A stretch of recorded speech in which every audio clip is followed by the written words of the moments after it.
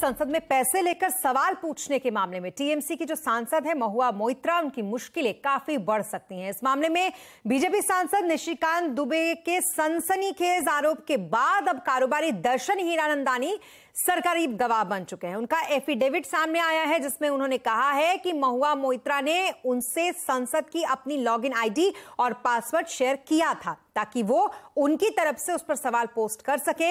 हीरानंदानी के इस एफिडेविट में इस बात का भी जिक्र किया गया है कि महुआ ने इसके बदले उनसे महंगे गिफ्ट लिए हैं। वहीं महुआ के वकील गोपाल शंकर नारायणन ने उनका साथ भी छोड़ दिया और वो आज मानहानि को लेकर जो सुनवाई होने वाली थी उससे पीछे हट गए हैं।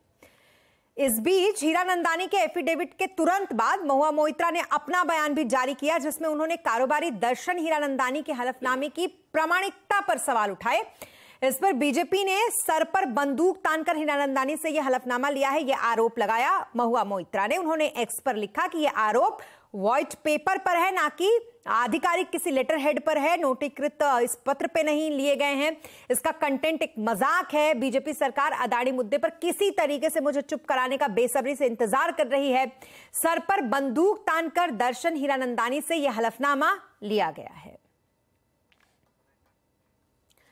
और अब बात मध्य प्रदेश में होने वाले विधानसभा चुनाव की, जिसके लिए कांग्रेस ने अपने उम्मीदवारों की दूसरी लिस्ट जारी कर दी है। कांग्रेस के इस दूसरी लिस्ट में 88 विधानसभा सीटों के लिए प्रत्याशी घोषित किए गए हैं।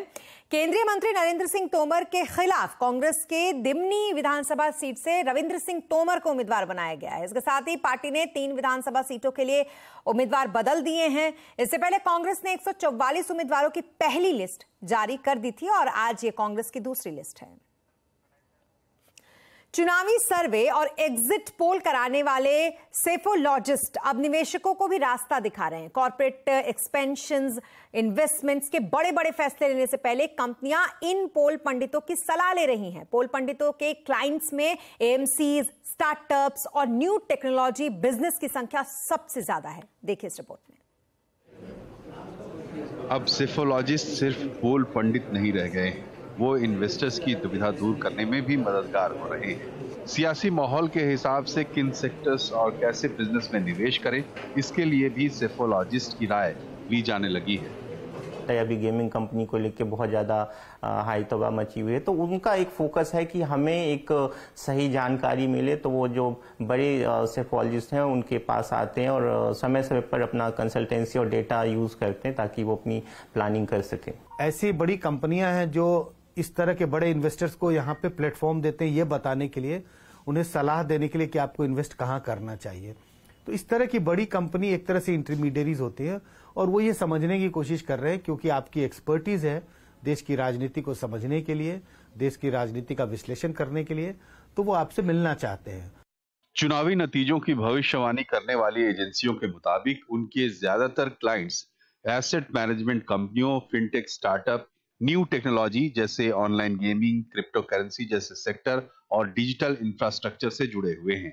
खास करके टेक और गेमिंग सेक्टर के लिए भी राजनीतिक स्थिरता बहुत आवश्यक है और 2024 के चुनाव के बाद भी किसी एक दल या गठबंधन का क्लियर मेजॉरिटी के साथ आना, ये काफ़ी कारणों की वजह से एक पॉजिटिव प्रभाव पड़ेगा। जो टैक्सेशन लॉज है वो फ्रीक्वेंटली चेंज नहीं होने चाहिए, बिकॉज आज एक इन्वेस्टर ने एक इन्वेस्टमेंट किया considering some taxations and suddenly government change हुई या टैक्सेशन लॉज चेंज हो गए, तो उनका पूरा जो लॉन्ग टर्म इन्वेस्टमेंट प्लान है वो बेसिकली वो बैठेगा नहीं, जो उन्होंने एनालिसिस की होगी उस हिसाब से।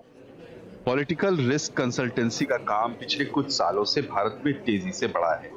बड़े बड़े सेमिनार, बिजनेस मीटिंग्स के अलावा क्लोज डोर सेशंस में भी सेफोलॉजिस्ट को तवज्जो दी जा रही है। राजनीति में ऊंट किस करवट बैठेगा, ये नेताओं और पॉलिटिकल पार्टीज के लिए भले ही लाख टके का सवाल है, लेकिन देश और विदेश में बैठे और सही मौके का इंतजार कर रहे इन्वेस्टर्स के लिए ये लाख नहीं बल्कि मिलियन, बिलियन और ट्रिलियन डॉलर का सवाल बना हुआ है। यही वजह है कि आजकल सेफोलॉजी, इलेक्टोरल रिसर्च और कंसल्टेंसी देने वाली कंपनियों की खूब चांदी हो रही है। आलोक प्रियदर्शी, CNBC आवाज, दिल्ली। और यहाँ रुकेंगे एक